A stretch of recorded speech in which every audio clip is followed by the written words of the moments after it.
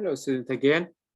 So here in this last video, we're going to cover the last part. We're talking about last time we're talking about the series connection, and now we're going to talking about the second connections, which was about the parallel circuit. The parallel circuit, it has a one common thing.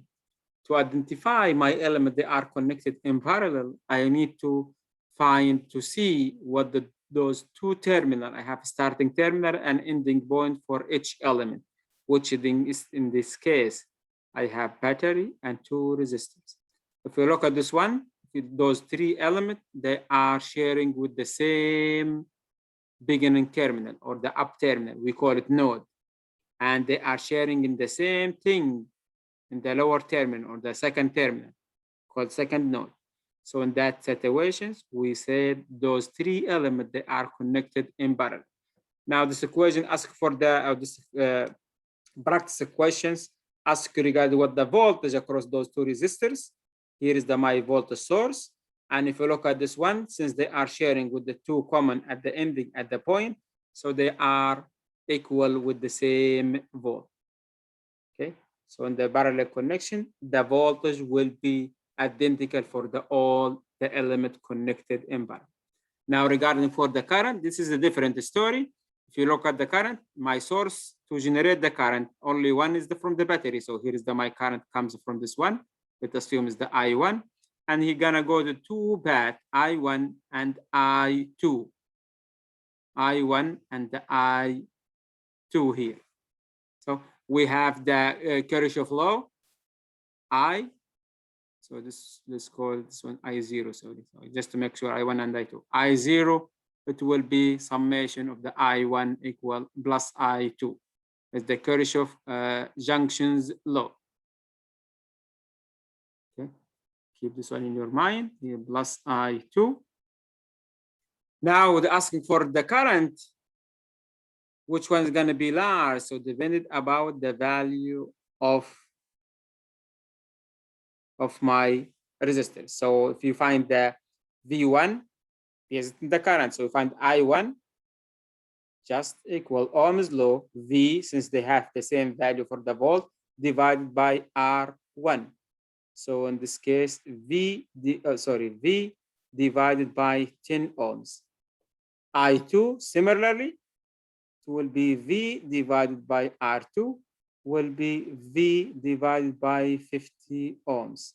So since the V equals 0, so the current will be proportional inversely with the value of the resistance. So right now, the resistors, smaller resistors will take more current. So the I1 or the current through the R1 will be larger than, or the maximum one. So now we're gonna talking about the parallel connection in general. So here is the how to identify the parallel connections. The resistors are wired right to next to each other, or you can say they are sharing with the same node from the two terminals. So in that case, that's what we have.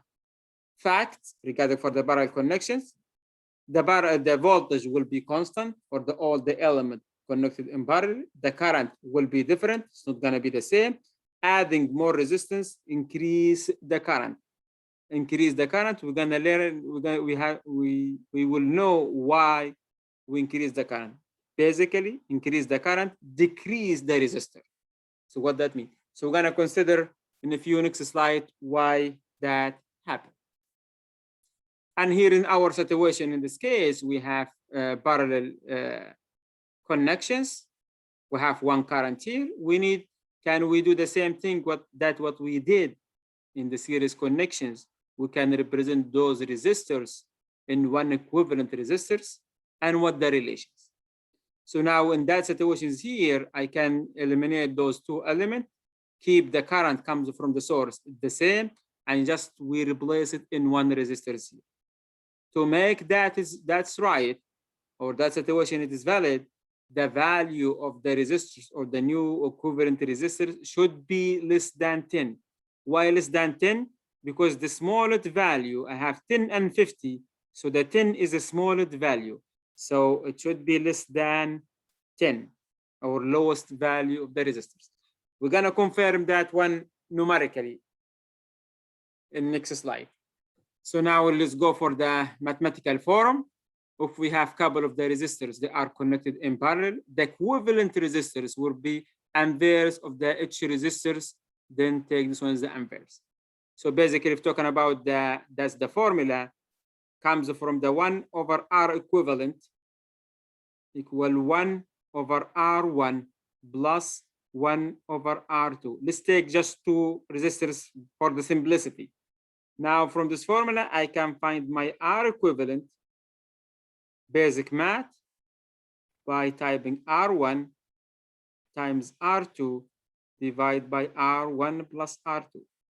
This is the equivalent resistors. Okay, so this comes from that formula, guys. It's the same.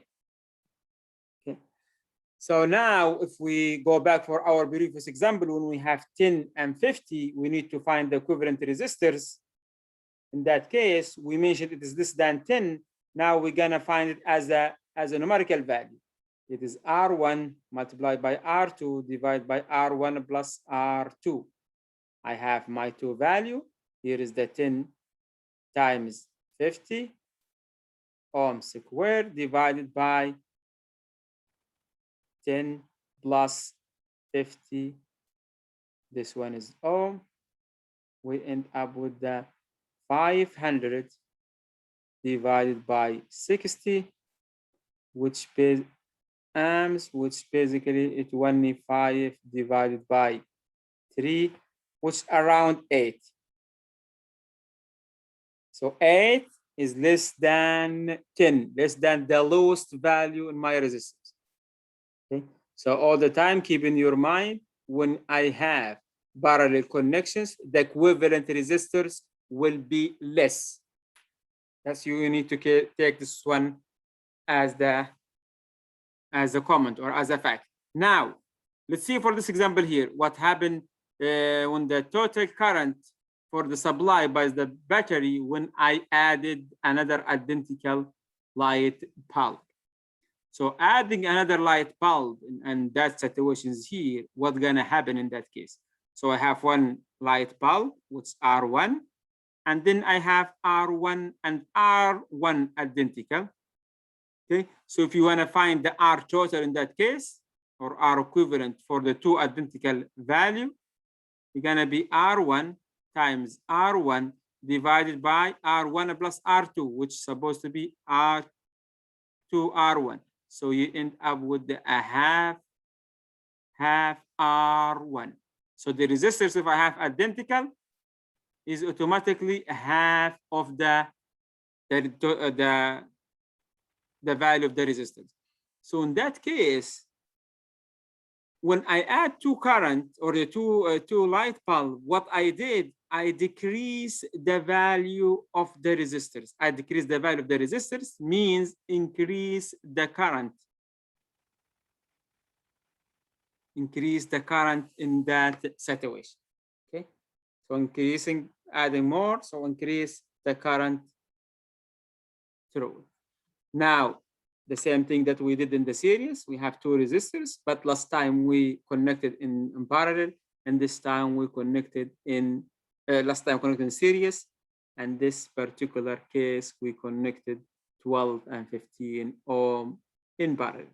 What the question asks, we just fill that this table here, what the value of the current, what the value of the volt. First one, I have parallel connections as they are sharing with the similar starting and ending point. So from the fact of the parallel connections, the volts should be equal. So in this case, the first one, I can type 9 volt for both resistance. Now for the current, I can find both currents using the Ohm's law. So I have volt and I have the value of the resistors. So I can type here is the I1, the current across the R1 will be V divided by R1. I have my V is 12, is 9 volt divided R1 is 12 amps. I end up with the 3 divided by 4 amps. For the current through the R2, similar case, just the only change the value of the resistors. I have here is the 9 volt divided by 15. So I end up with the 3 divided by 5.